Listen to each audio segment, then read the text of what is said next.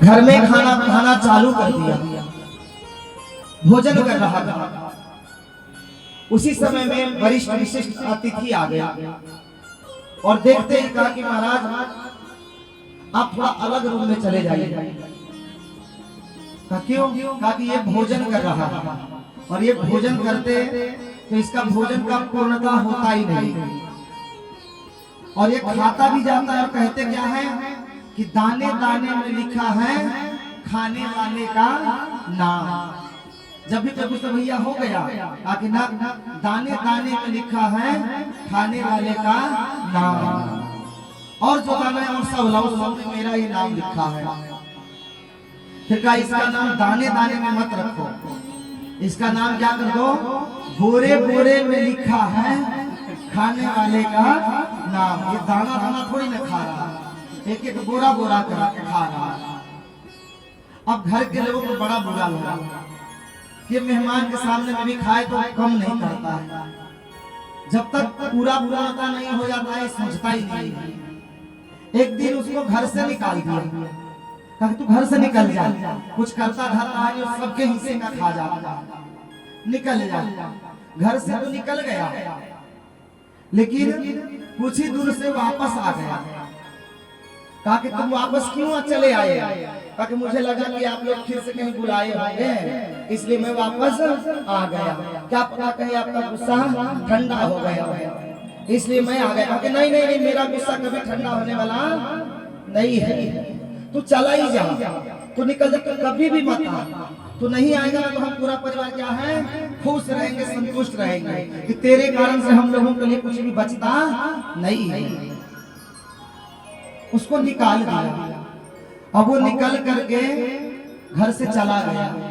अब जैसे ही गया तो मठ आश्रम के आगे में एक बाबा जी खूब हट्टे कट्टे बैठे हुए थे और जप माली लेकर के राम राम जप रहे थे। बड़ा सरल था। बाकी ये बाबा जी बहुत हट्टे कट्टे, मेरे से भी तगड़ा दिख रहे हैं। शायद इनको खूब खाने पीने का मिलता होगा, खूब खाते पीते होंगे। इनकी तंदुरुस्ती का राज क्या है? क्योंकि बिना खाए पिए इतना हट्टा कट्टा हो नहीं सकता। कहा गुरुजी, कहा कि हाँ बोलो क्या है?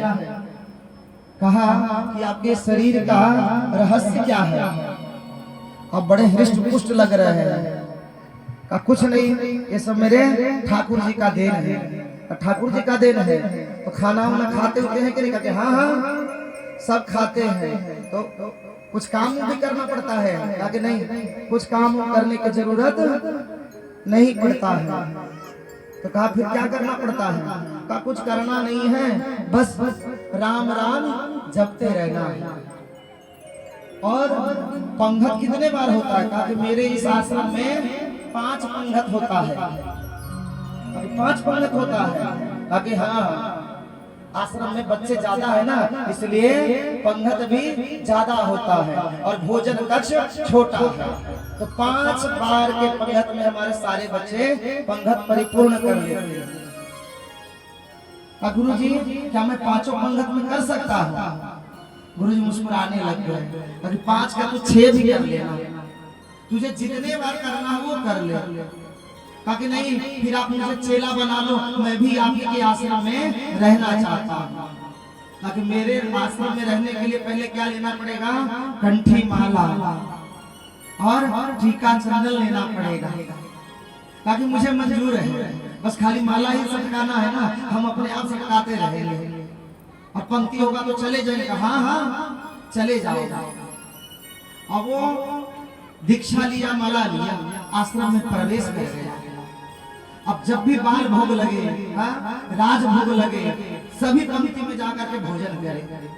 बाबा के खाने में कोई दिक्कत नहीं। खाने के लिए तो उसने क्या बनाया? अभी बाबा जी बना, नहीं मिलता रहा होगा खाने को। अब ऐसे ही क्रम आगे बढ़ा तो एक दिन आ गया एकादशी। अब एकादशी के दिन तो सुबह में ही क्या लगा, भगवान का आरती के ऊपर में फल का ही वितरण हुआ। अब जैसे फल मिला इसको, कहा कि समय तो हो गया, नाश्ता का कुछ बाल बाल मिला नहीं। गया देखा भोजन पाक घर में, कुछ उसको दिखाई नहीं दिया। लोगों से पूछा, कहा कि नहीं आज बनता नहीं है। अबे तो कहा कि आज बनता नहीं, गुरु जी तो हमको बताए नहीं थे। गुरु जी तो हमको बोले थे कि हर दिन खाना मिलेगा। वो चला गया दौड़े दौड़े गुरु जी के पास में, गुरु जी आश्रम में आज कुछ बना ही नहीं है। अभी हाँ आज इसलिए नहीं बना है, मैं आपको रात्रि को बताना भूल गया कि कल एकादशी है और एकादशी को आश्रम में कुछ भी नहीं बनता है। कहा गुरु जी एकादशी का कुछ भी नहीं बनता है। कहा कि ना कुछ नहीं बनता, पूरा बंद रहता है, सबका उपवास रहता है। गुरु जी फिर तो मैं द्वादशी देख ही नहीं पाऊंगा। आपके आश्रम में इतने सारे चेला हैं, आप इन सब से एकादशी करवा लो। मेरे बस की एकादशी नहीं है। अगर आपने मुझसे एकादशी करवाया तो मेरा स्वाहा हो जाएगा। द्वादशी में नहीं देख सकते, मुझसे भूख बर्दाश्त नहीं होता है। गुरु जी समझ गए कि जब से आया है इसका खाने से भी तृप्ति नहीं हुआ है। ताकि बेटा एक काम करो, इस आश्रम में तो नहीं बनेगा, लेकिन तुम एक काम करो, मैं तुझे राशन दिलवा देता हूँ और ये राशन पानी लेकर तू नदी के किनारे चले जा। वहीं पर लकड़ी से भोजन बनाना और भोजन जब पक जाए तो भगवान को भोग लगाना, निवेदित कर देना। कहा ठीक है गुरु जी हम कर देंगे। अब यह भंडारे में गया, वहां से सभी भोजन का सामग्री लिया, नमक तेल मसाला लेकर के यह निकल पड़ा और जैसे नदी के किनारे आया, भूमि को स्वच्छ किया, जलावन लाया, भोजन बनाना प्रारंभ कर दिया। भोजन बन जाने के बाद में इनको लगा ना, गुरु जी कह रहे थे कि ठाकुर जी को भोग लगाने के लिए। बात याद आ गया, पूरा थाली में सब व्यंजन परोस कर हाथ जोड़ लिए, क्योंकि देखा हुआ था मंदिर में। अब यहाँ दृष्टि से कहाँ पर्दा आएगा, क्योंकि जहाँ मंदिर आदि में देखो तो भोग लगता है तो पर्दा लगा दिया जाता है। अब यहाँ तो पर्दा था नहीं, इसलिए इसने क्या किया, हाथ जोड़ दिया और आंखों को बंद करके भगवान को बुलाना चालू कर दिया। हो राजा राम आए, मेरे भोजन का भोग लगाए।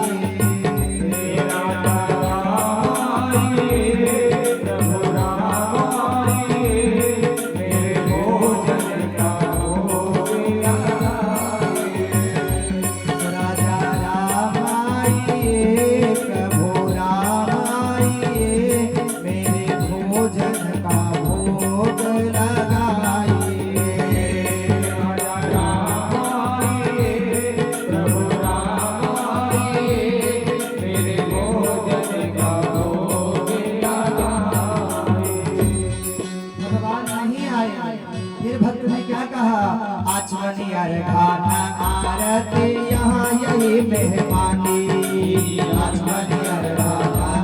आरती यहाँ यही मेहमानी। सूखी रोटी पाओ प्रेम से, सूखी रोटी पाओ प्रेम से, पियो नदी का पानी। रोटी पाओ प्रेम से, पियो नदी का पानी। राजा राम आइए, प्रभु राम आइए, राजा राम आइए, प्रभु राम आइए, मेरे भोजन का भोग लगाइए, मेरे भोजन का भोग लगाइए। नहीं आया। अब भगवान जब ना आया भोग लगाने के बाद में, अब इनका तो भक्ति था कि भगवान फिर आंख खोले, तो देखा तो भगवान को अभी आए ही नहीं है। फिर कहा क्या पता भगवान को कहीं सूचना नहीं मिला होगा, यहाँ रोटी सूखी उखी बनाया है, इसलिए भगवान शायद नहीं आए। फिर से एक बार स्तुति करता हूँ। भूल करोगे यदि खज दोगे, भोजन रोके सूखे। भूल करोगे यदि खज दोगे, भोजन रोके सूखे। भूल करोगे यदि खज दोगे, भोजन रोके सूखे। भूल करोगे यदि खज दोगे, भोजन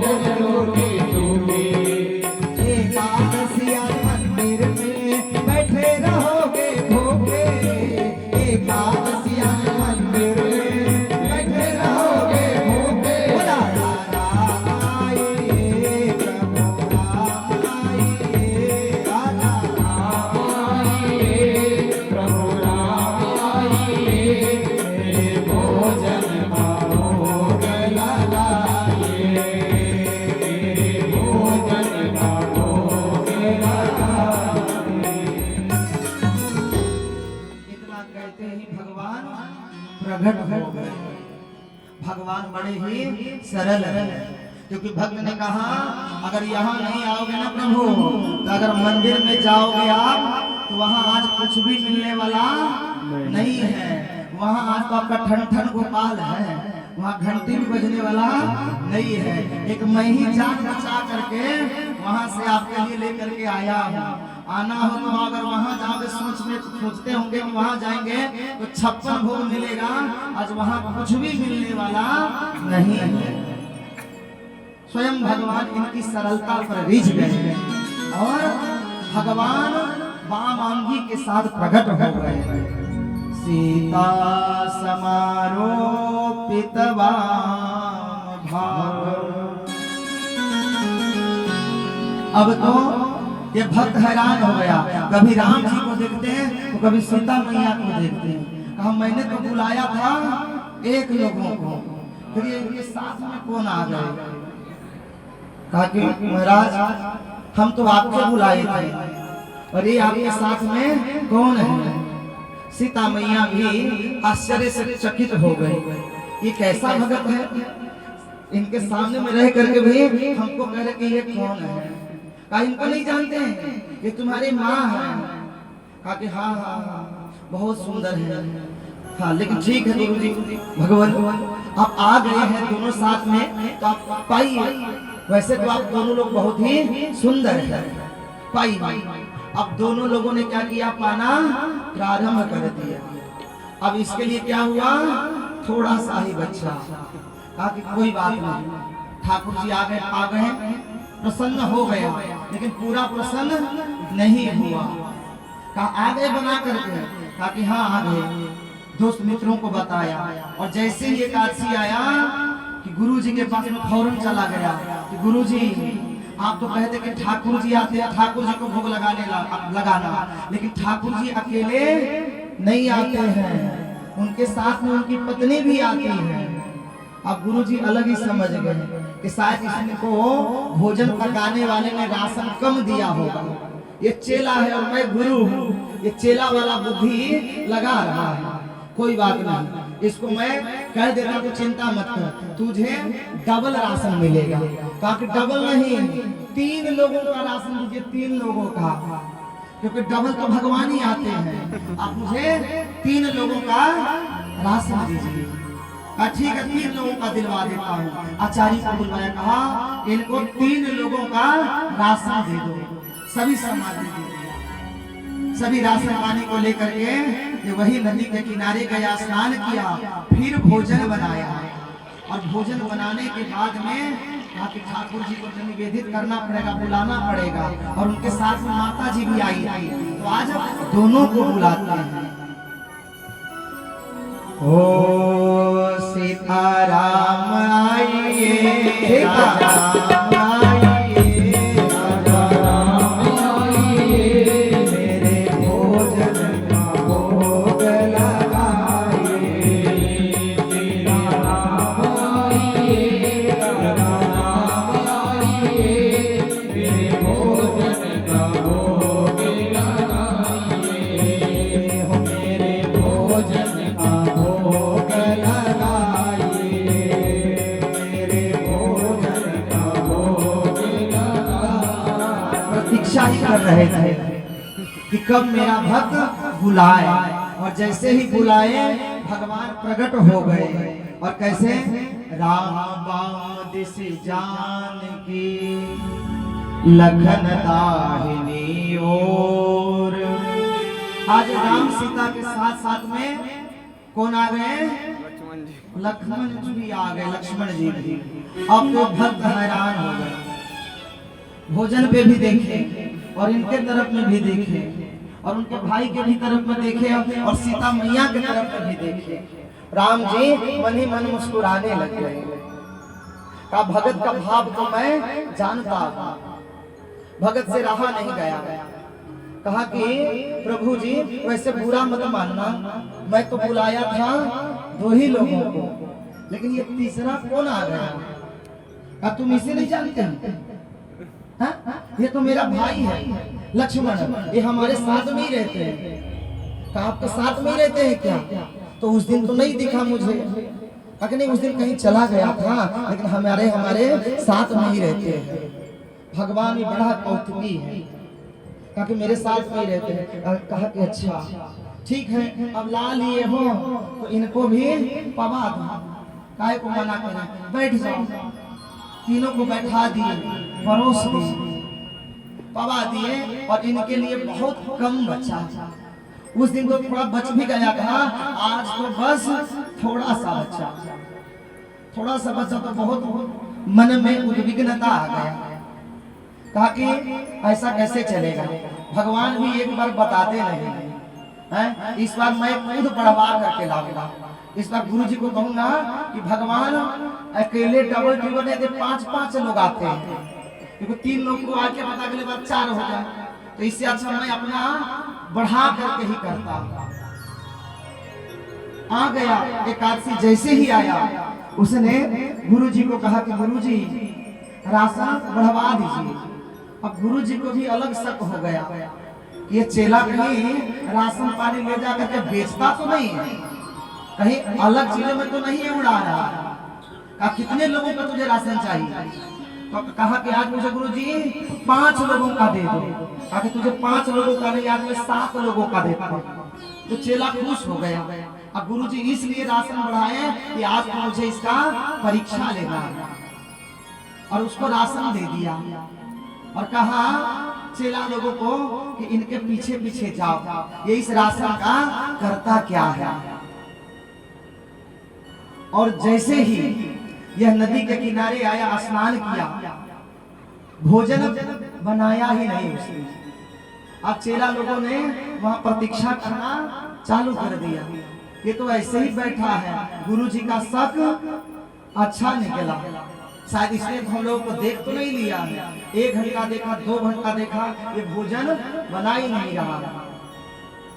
अब भोजन नहीं बनाया, और देखने वाले जो शिष्य लोग सब आए थे वो आ गए कहा गुरु जी को बताने के लिए कि गुरु जी वो नदी के किनारे तो जाता है, लेकिन भोजन वोजन नहीं बनाता है, वहीं बैठा रहता है।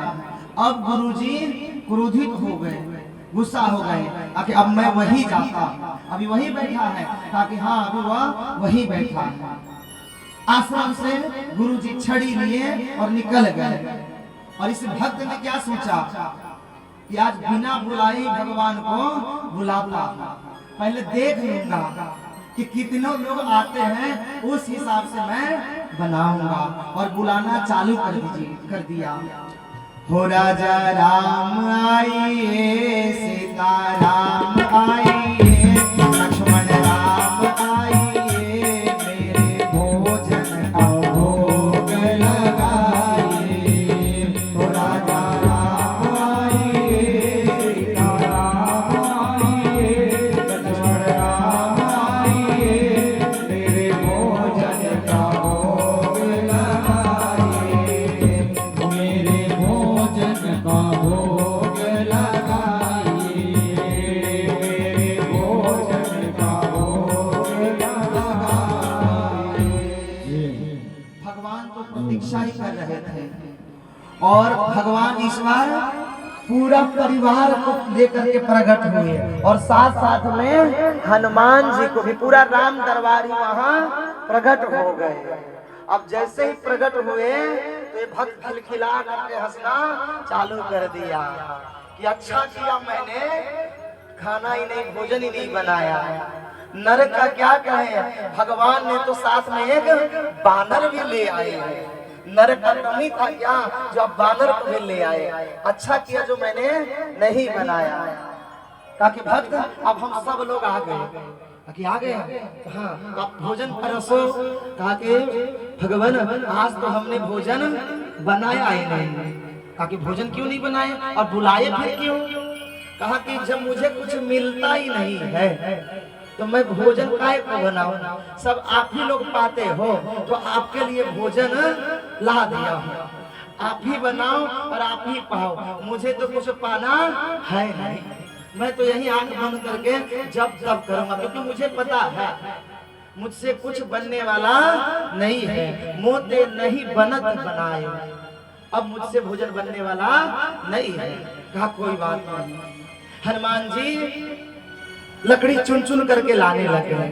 भरत जी भंडार सजाने लगे। सीता मैया चूल्हा चौका करके भोजन बनाना प्रारंभ कर दिए। भोजन बन गया हो, सब लोग भोजन भी खा लिए और भोजन जैसे ही पाए, इसको पेड़ के नीचे आंख बंद करके देखकर गुरुजी आ गया। गुरुजी पूछे, कहा कि तू ये क्या कर रहा है यहाँ पर बैठ करके, और वो राशन सब कहाँ गया जो तुझे दिया था? का राशन सब गुरुजी देखिए ना, सब के सब पा रहे हैं। गुरुजी को कुछ दिखाई नहीं दे रहा है। कहाँ कहाँ कोई पा रहा है? तू मेरे से झूठ बोल रहा है। तूने उस राशन का बेच दिया होगा या किसी को दे दिया होगा। तेरा झूठ आज पकड़ा गया है। वो राशन कहाँ है? कहा कि मेरे सामने में गुरुजी। आपको नहीं दिख रहा है क्या? कहा कि नहीं, मुझे नहीं दिख रहा है। तू दिखा मुझे, तब मैं मानूंगा, नहीं तो तुझे तो दंड मिलेगा ही मिलेगा। ये हाथ जोड़ लिया और भगवान से प्रार्थना करने लगे कि हे भगवान, जो आप मुझे दिखाई दे रहे हैं, तो हमारे गुरुजी को आप क्यों नहीं दिखाई दे रहे हैं? आप हमारे गुरुजी को दिखाई दो। भगवान ने कहा कि भक्त, तेरा जो गुरुजी है ना, वो भाव का कमी है, उनमें सरलता नहीं है। ज्ञानी तो बहुत है, ज्ञानी में कोई कमी नहीं है। ज्ञानियों में भी प्रधानाचार्य तो आचार्य गण है, तो ज्ञानियों में भी अग्रगण्य है, पर तेरे जैसा सरल नहीं है। या तो मैं सरल को मिलता हूं, या जो सबसे उच्चतम, जो ज्ञानियों में भी अग्रगण्य, जो हनुमान जी हैं, जो अपने आप को शांत रखते हैं, बलवानों में भी अति बलिधामम, अत्युन्नत बलधामम, तो उन्हीं को मैं प्राप्त होता, बाकी किसी को नहीं प्राप्त होता। कहा गुरुजी, आपको भगवान कह रहे हैं कि आप सरल नहीं हैं। इतना सुनते ही गुरुजी के आंखों से आंसुपात होने लग गया, रोने लग गए कि हाँ, मैं सच में सरल नहीं हूं। कहा तुझे दिखाई दे रहा है तो मुझे भी एक बार तू अपने भगवान से कहे, दर्शन करवा दे। कहा ठीक है। हाथ जोड़ लिया उस भक्त ने और भगवान से कहा, गुरुजी, मेरे खातिर एक बार आप हमारे गुरुजी को दर्शन दे दीजिए। हमारा बस यही अर्जी है, नहीं तो गुरुजी का मुझ पर से विश्वास टूट जाएगा। हे प्रभु, हमारे गुरुजी को आप दर्शन दीजिए। बंधुओं, भगवान ने उस भक्त के कारण गुरुजी को दर्शन दे दिया और कहा, मैं सरल को मिलता हूं। सरल में कितने अक्षर हैं पता है? स, र और ल।